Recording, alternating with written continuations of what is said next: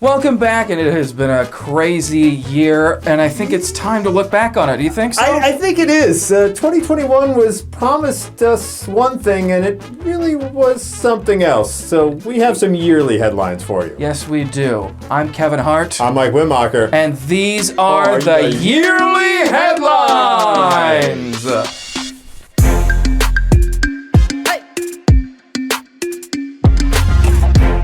One man who's really made a name for himself this year, for better or for worse, is attorney Thomas DeVore. He famously represented now gubernatorial candidate Darren Bailey, and may have also allegedly inadvertently bankrupted Foxfire, but he just kind of faded into the background after saying this. They think that any of this is going on is about winning or losing lawsuits. The people that say that need to consider if they're as intelligent as they think they are. This is not about a winning and losing lawsuits. He's back in full force, though. He has put together multiple lawsuits targeting 140 school districts. The thing is, though, for him to represent you, you better have an extra $5,000 laying around because, hey, subpar legal representation isn't free. The governor, who has been the thorn in DeVore's side, called him a grifter. Tommy wanted to sue him for defamation, but if you ask me, just one man's opinion, if I can speak frankly, the discovery in that case may prove Pritzker right. If not, hell, I chose the wrong profession, didn't I? Hard to believe 2021 is coming to an end. I mean, it got off to such a raucous start when this guy and the rest of the Fraternal Order of QAnon water buffalo stormed the nation's capital. He, of course, is QAnon shaman Jacob Chansley. And oh, Mr. Chansley, he gave us a year's worth of material. After the insurrection attempt and the outfit he wore as an extra in the Flint Bones, Jacob was arrested and put in jail. While he awaited trial, he then complained about the jail not having organic food. And at the trial, he said he was duped by a retired Florida man. He was ultimately sentenced to 41 months in prison, but of course, now he's appealing that sentence and has hired a new lawyer. One that at one point was representing, get this, Kyle Rittenhouse. If that isn't the most 2021 thing ever, I'm not quite sure what is. At the beginning of the year, Bill Cosby was in jail where many people think he belongs. But thanks to a technicality, he's out. There's even a new documentary by W. Kamau Bell talking about him. And, well, he may not go back to stand-up immediately. He can always record some music again. Lots of money when I'm in need. She is the kind of friend you need. He can do whatever as long as it's not bartending or being around women at all, or having access to pretty much any drugs that aren't Flintstone gummies. Make sure you got your vitamin C! The Springfield City Council provided many a highlight this year, and of course, one alderman in particular always seems to steal the show. Yeah, you guessed it, Joe McMiniman. This year, McMiniman, as usual, worried about government overspending, bemoaned the raise given to Police Chief Kenny Winslow, and attempted to compare protesters entering the city council chambers to those who stormed the nation's capital on January 6th. But you all know the real reason I'm mentioning Joe here. Yeah, this clip. If you listen to Fox News, you would think January 6th was the worst field trip ever. Bummer, dude. There was even a local connection with Chris Miller there saying, wow, I don't even know what a 3%er is.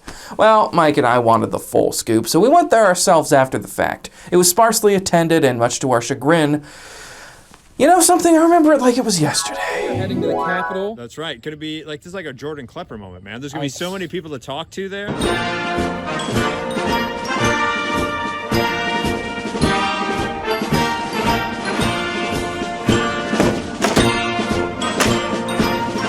What is the hell is this? Look, how? J6, they call it the J6 rally. I guess 6 is how many people are there. I'll tell you this, with this crowd, the Chumbawamba reunion tour, not turning out the peeps like they thought it was going to. We're going to Disney World. We're going to I'm going to Disney World.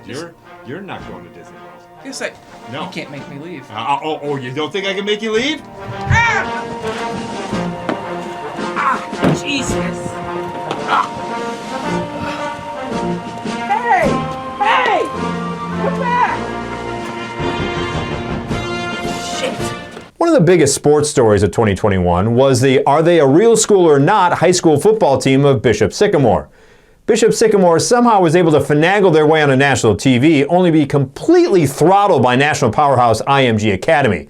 After the game was reported that Bishop Sycamore wasn't even a real school, and get this, were using players that weren't even in high school. How does a faux Catholic institution not call Tim Tebow to be their faux quarterback?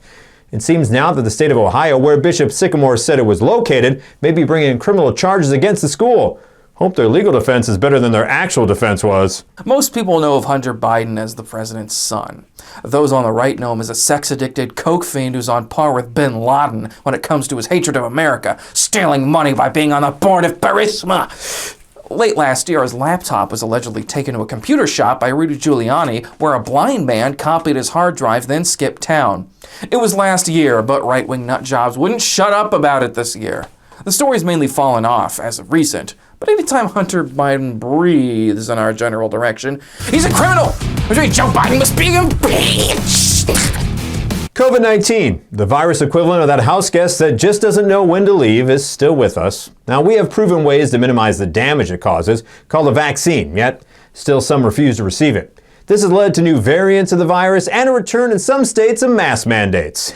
You know, that got some people fired up, but I'm not really sure why all the mask hate. I mean, the mask allows you to not have to smile in pictures, cover up your jacked up teeth, and most importantly, even the playing field for uggos when out in public. The old state capitol is still undergoing repairs, so holiday lights were not up.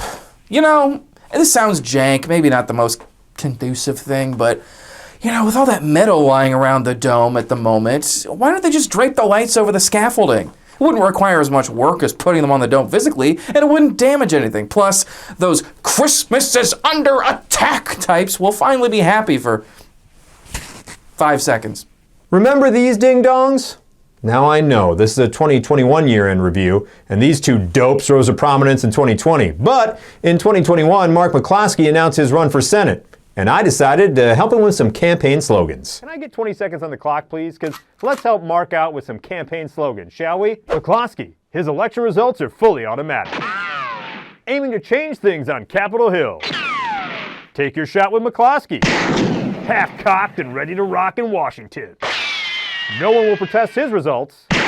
And finally, my favorite, high-capacity magazine, low-capacity brain. And those are your yearly headlines. I'm Mike Wimmacher. I'm Kevin Hart. And just like 2021, we are out of here.